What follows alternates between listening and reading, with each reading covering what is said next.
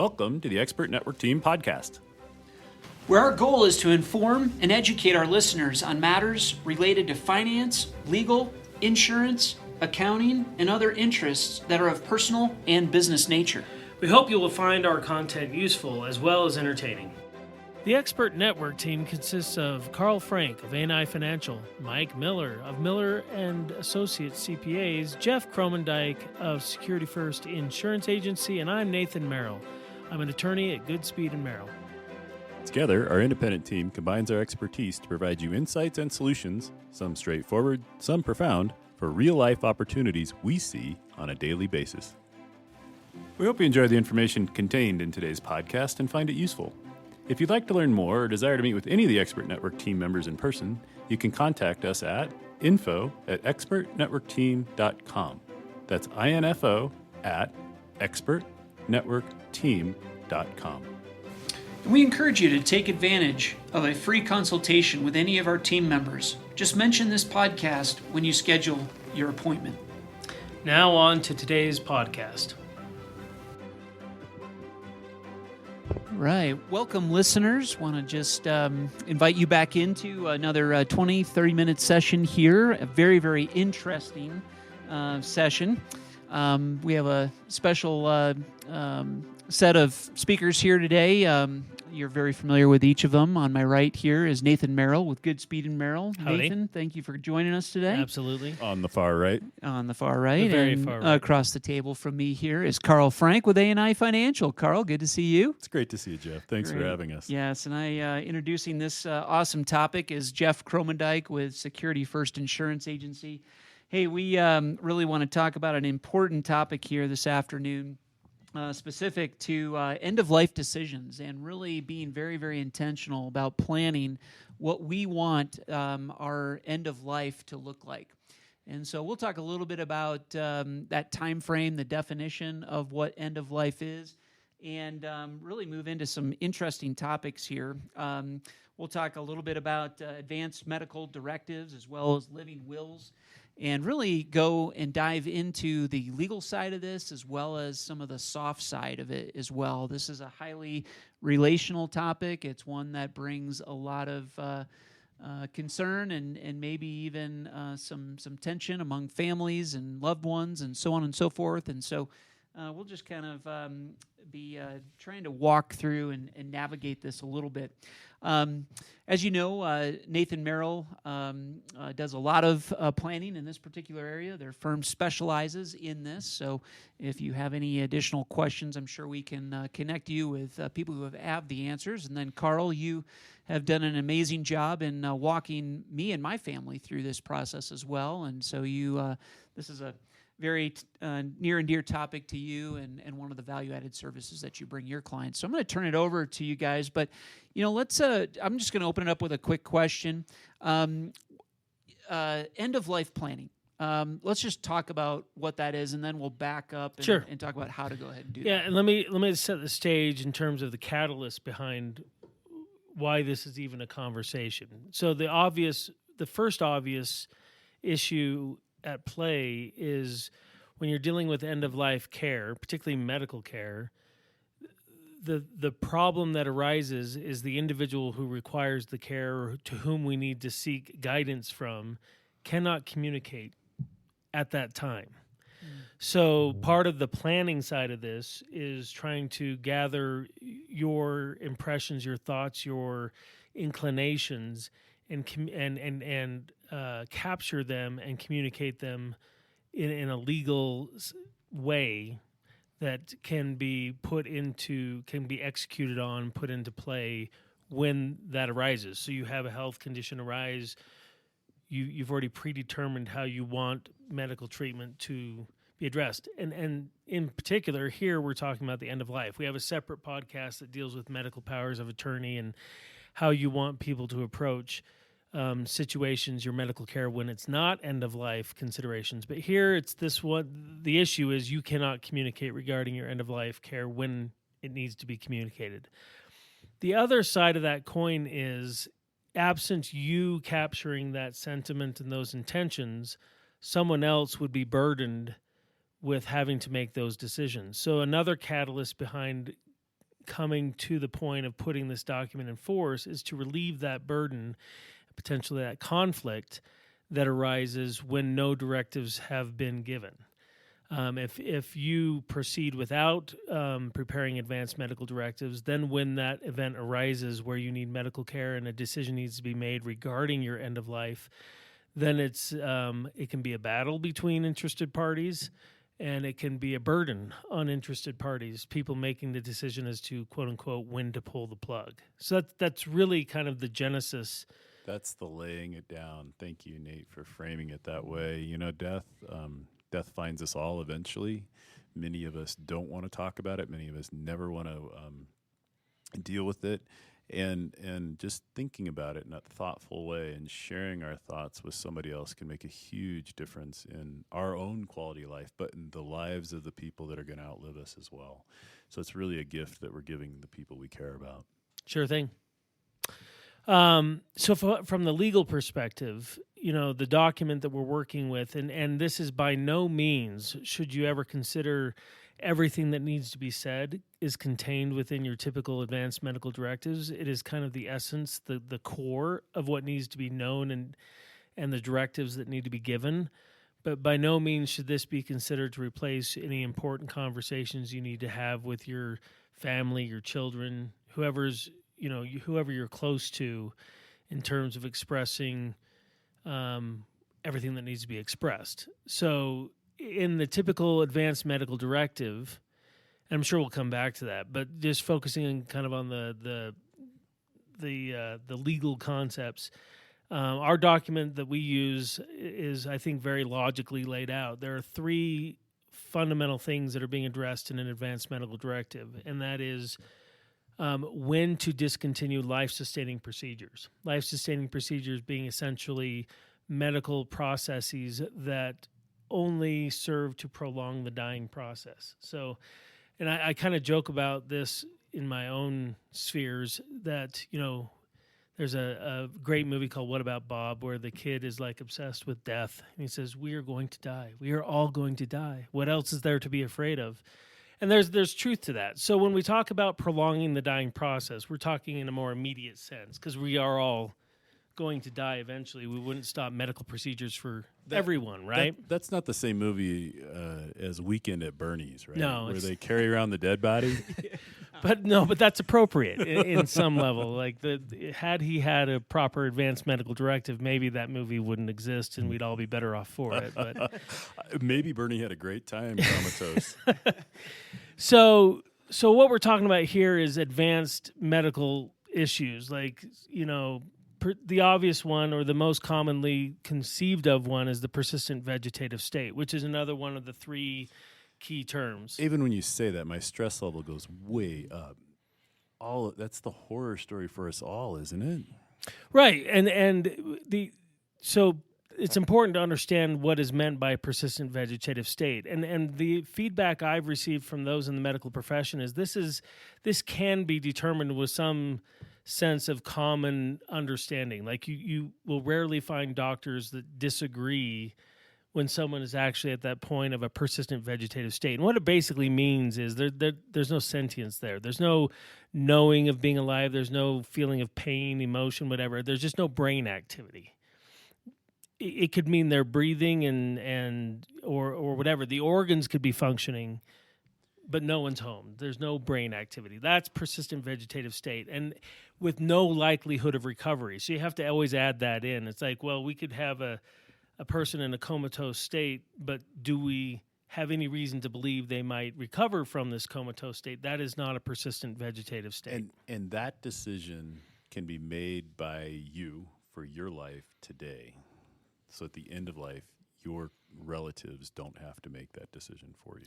Correct, on a couple of different levels. So before we go to what these definitions or how we use these definitions in the document, I want to bring up one other key definition, and that's terminal condition, which is distinctly different from persistent vegetative state because it may involve some level of you can't communicate regarding your medical care. You could be in a medical coma, that sort of thing. But your condition might not be a persistent vegetative state. It might be terminal cancer, stage 4, something that's really on the verge of taking your life. And the differences here are the types of medical treatments that are involved. When you're a persistent vegetative state, it's quite often the machinery that's keeping you alive. Hence, we get this concept of pulling the plug, right? You're literally turning off the machine. Whereas in the terminal condition situation, it's chemo, it's radiation, it's things that are being administered externally to prolong the dying process that are keeping you alive. And in that case, you're making a decision today to help the people who you love not have to make the decision for you. Correct. So let's focus on the medical side, because there's a kind of non-intuitive side here, which is the non-medical life extenders of artificial hydration and nutrition. And it's a little nuanced. So let's start with the life-sustaining procedures. So continuation of life-sustaining procedures in a terminal condition, if you are in this state of being and you don't want the extensive chemo, the extensive radiation, whatever it is that's being administered simply to grant you a longer dying process, you can direct, not necessarily give directions to your medical agent, but at this point in time, what happens is the power under your medical power of attorney, the authority suspends for that individual for that purpose. So they don't have to make the decision, and the doctors will follow your guidance as expressed in the document. So if you say, if I have a terminal condition and it's the only thing keeping me alive, it's prolonging my dying process, you can say suspend it at that point in time. Just don't do it anymore. Let me die. You can say continue it for a number of days or a number of months or a number of years. You can specify whatever period of time after you've determined that the only thing that's prolonging my death is these procedures. You can specify how long you want those, or you can say at all costs keep me alive. Yeah. Right? And the spectrum is huge. Right. And I think it's a way to make yourself feel better about the gift you're giving the people you love, to go ahead and have the courage to make that decision while you're alive so that they don't have to. Absolutely. So on the flip side of so we just kind of covered the terminal condition side. On the other side of the coin is the persistent vegetative state. And this one's a little easier for people to conceptualize because, again, the perceived immediacy of the event. You say, if I'm in a persistent vegetative state, pull the plug, you know that's going to happen pretty quick. Whereas with the terminal condition, it could take some time after chemo or radiation is discontinued. I for our generation, we all likely remember Terry Schiavo. That's probably 30 years ago now. I don't know how long ago it's been, Nate, if you remember, but that case was horrible with the family fighting over what to do. And who had authority to do it?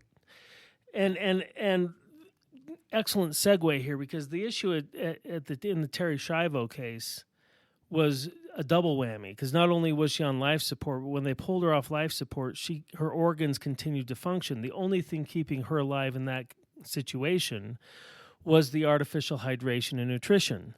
So therefore, we have a secondary election in these documents. It's not just pull the plug or discontinue the medical treatments. It's, do you want life support or artificial hydration and nutrition, not typically viewed as a medical procedure. That's feeding and watering you. Do you want that continued throughout that process too? And quite honestly, people will feel different. They'll say, I'm okay with you withdrawing the medical care, but I feel uncomfortable about you pulling off the hydration and nutrition, unless it may be the only thing keeping you alive. So what can happen sometimes is on the terminal condition side, people will say, stop giving me the medical treatments, but keep feeding and watering me. Whereas on if you pull the plug and your brainstem or whatever it is keeps your heart and lungs functioning, at that point, the only thing keeping you alive in a persistent vegetative state is the artificial hydration and nutrition. It's so hard to think about, isn't it? Yeah. Big difference there. It's fascinating for sure to be thinking about this, though. It's so important, so incredibly important, because like you said, Carl, I don't want to put my loved ones in that position to make that decision. So all the more important to do that planning ahead of time. And I think there's no wrong decision to be made. I think that what's right for you is the right decision for you. And I think that when you get later in life, it might be harder to make that decision, right? But I think also what happens is that we witness more of our friends and colleagues go before us, and we realize the importance of going or ahead. parents and Parents, all of that, right? The longer we live, the more we see, death, and the sooner we can make that decision, and the more easy we can make it for the people we love, the more of a gift we're going to have. Yeah. I just think a little bit about some of the legislation, maybe that does vary from state to state around this. Is that something that is of worth noting? I know we had something on the ballot here a couple of years ago around making a decision. What's it? I forget what it's Dignity. Well, there is. Like So- Oregon and other states have a right to die. Yeah. So that's it. Right to die. and those, when you get into the nuts and bolts of the statute, it's not easy to execute on that intention. You wouldn't be able to do that if you didn't have capacity or were not communicative. You can't do it in advance. You can do it as a sentient human being, but you cannot advance of those events. So once you lose capacity and once you're unable to communicate, at least in Colorado, my recollection is there's no ability to execute preemptively a right to die desire. Okay. At that point, the living will is your document. Something that should be considered as far as a living will goes, though, is some of the non-medical considerations. I just want to cover a few of these ideas, and that is how do in what condition do you want to have that end of life situation? In a hospital, in hospice, in your home, on a beach, that sort of thing. How I had one client say, I want my iPod, play track being played until I die, just on a loop. Just play my music until I'm dead, because it brought in life it brings him peace. He feels in death it will also bring peace. Hey, that's kind of beautiful. So don't be afraid to, some people have deeply held religious beliefs or, last Absolutely. rites, that sort of thing that they want to make sure are administered prior to their passing. That can be expressed in these documents. Yeah, I think that faith is a huge part of this. And you may have people in your family who may be deciders who have a different faith than you or a different value system. You may want to spell it out well in advance so that you can live and die on your terms with dignity and independence. And I would assume that this document then probably precedes what their wishes are even post-death. Or is that well, there's a separate document that goes into the memorial. You can kind of dictate what you want in terms of a memorial service or celebration and your disposition of your last remains, that sort of thing. Yeah. A bit different document because there's really no aggrieved party if it's not executed on. Quite honestly, I don't know who I guess the personal representative would have standing to challenge that if it wasn't being adhered to, but it's not like you're going to be able to take that to court if whoever it is hopefully is just Yeah. loving you, Yeah, and exactly. honoring you, and following your directions. But so therefore it's not necessarily always exactly incorporated into the legal document of the living will. We don't want to cloud the purpose. But one point I do want to make on this kind of conditions of your last illness and death is a lot of times the reason people will put time frames in those earlier things that I talked about, the withdrawal of life support or the withdrawal of medical procedures, is to give family the opportunity to have time to gather. I would sometimes recommend that if you're going to say, I want family to be able to gather, and you're creating an extended time frame, make sure you express that in the document. Otherwise, people might say, well, they just wanted to give it time. And if you're going to say 30 days, say, I've given 30 days so that my hope is that my family will die, or I'll die with my family present, right? Or you can express those type of things. They're not, again, legally binding. We can't corral people in. We can't go send out the sheriff and bring people to your deathbed. But those things are important to know as to why you're doing it. One other key consideration I want to bring into play here as far as the legal document goes, and we can end off on the warm and fuzzy or happier side of death, as Monty Python would say. But always look on the bright side of death, right? So it's some people are genuinely and understandably uncomfortable with the idea that they are taking into their hands something that is unknown to them. They don't know what the circumstances of their death, what may arise that would cause this document to come into play. And so they are just generally uncomfortable with the idea that a living, breathing, thinking, rational human being can't have an impact on how they die. You can give your agent the ability to override your decisions, which again, somewhat seems counterintuitive to the whole purpose, except for it doesn't require them to do anything. So you can say, I give my agent the ability to override my decisions, but in essence, you're saying I'm not requiring them to actually pull the plug. They can override my decisions regarding my instructions regarding pulling the plug, and that gives some people some comfort that some action could be taken. Importantly, that can be very relevant, especially in light of what we've recently experienced with COVID, is where that can also come into play is if most of these issues are determined based on prevailing medical standards. Prevailing medical standards don't take into account experimental treatments, clinical trials, off-label uses of drugs, all that sort of stuff.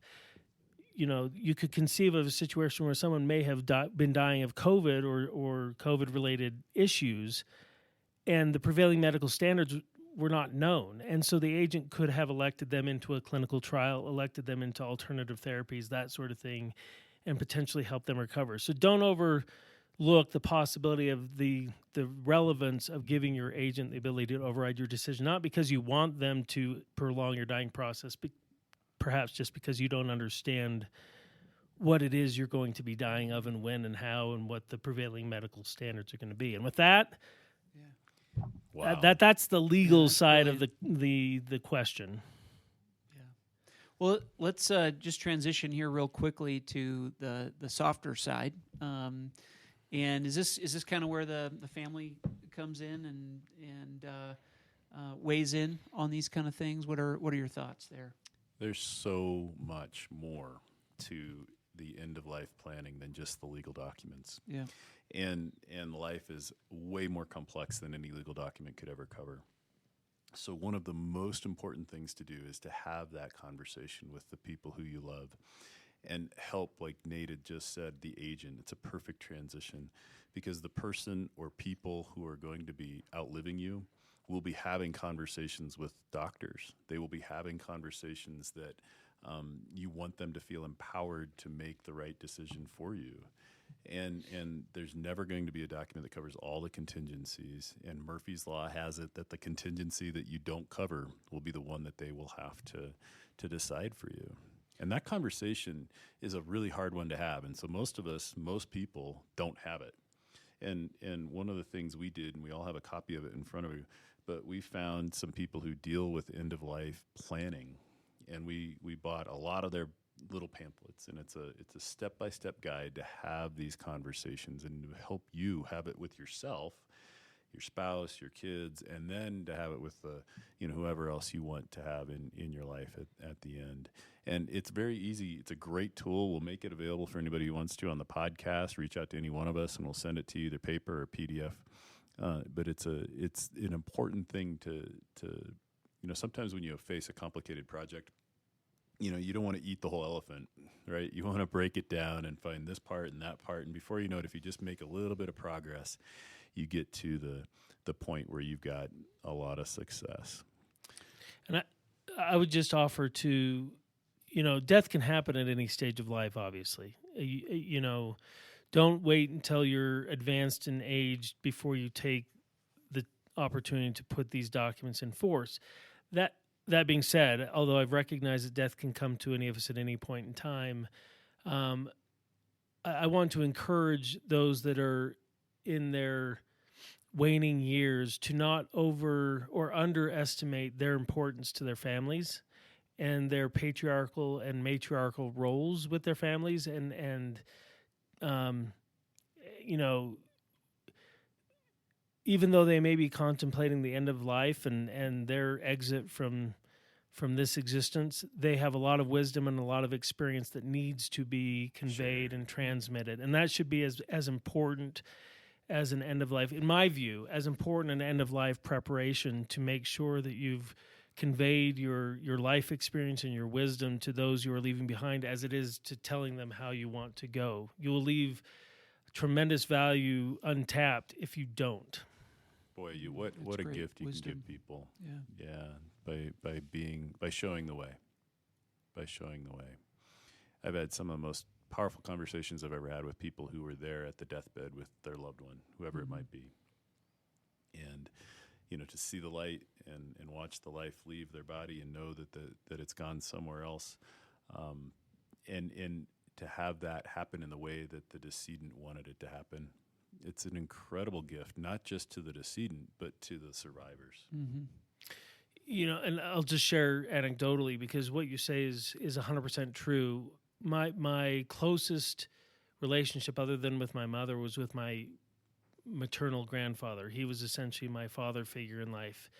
And I was there when he passed. I was effectively having a one-sided conversation with him when he passed. And that moment of knowing that he took his last breath as we were talking, per se, is something I carry with me. It's not something, this is cold comfort for some, I suppose, but for me, it gave me perspective on death and has helped me not be afraid of it. Mm-hmm. Wow. Yeah, that's good.